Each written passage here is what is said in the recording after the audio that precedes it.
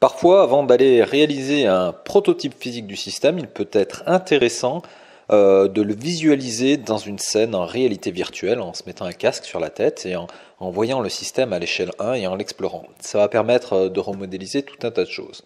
Alors ici, l'exemple que je vous propose, c'est une conception qui a été réalisée par mes étudiants il y a de ça quelques années et qui est ensuite importée dans Tiltbrush. Cette réalisation a été modélisée sous SolidWorks. Donc pour pouvoir l'importer dans le logiciel Tiltbrush qui va fonctionner avec un casque de réalité virtuelle, eh bien il va falloir l'exporter en OBJ. Alors première méthode toute simple à partir de SolidWorks pour faire un export en OBJ. Déjà, il va falloir activer le complément Scan to 3D. Donc vous allez dans Outils, Complément et vous activez ou cochez les deux cases. Ensuite, l'export en OBJ ne va pas pouvoir se faire directement. Il va d'abord falloir faire un maillage de votre système. Une manière simple de faire un maillage va être d'enregistrer l'assemblage ou les pièces à importer en STL. Alors quand vous mettez du STL, vous avez toutes les options de maillage. Si vous allez dans Options, pour choisir la taille du maillage, est-ce que vous voulez faire autant de pièces qu'il y en a dans l'assemblage, ou un seul système dans un seul assemblage, etc., etc. Vous enregistrez votre maillage en STL.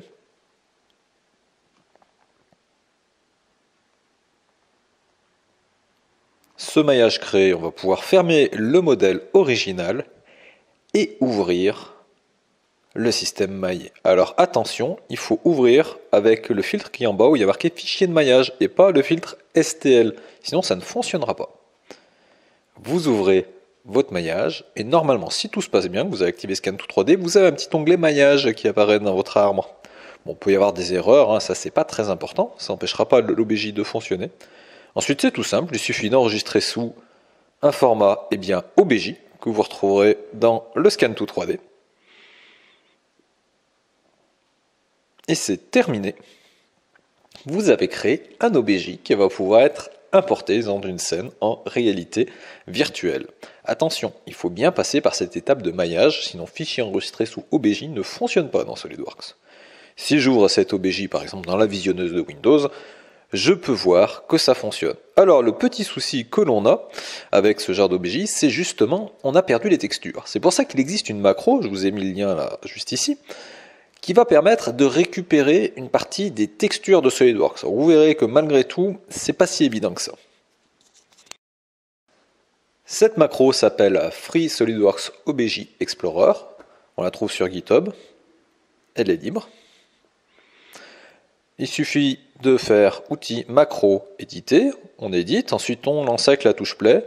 On lance l'initiale UI pour initialiser l'interface graphique. Ici, on a tous les réglages qui sont en fait les mêmes finalement réglages qu'un STL parce que c'est comme ça que procède la macro.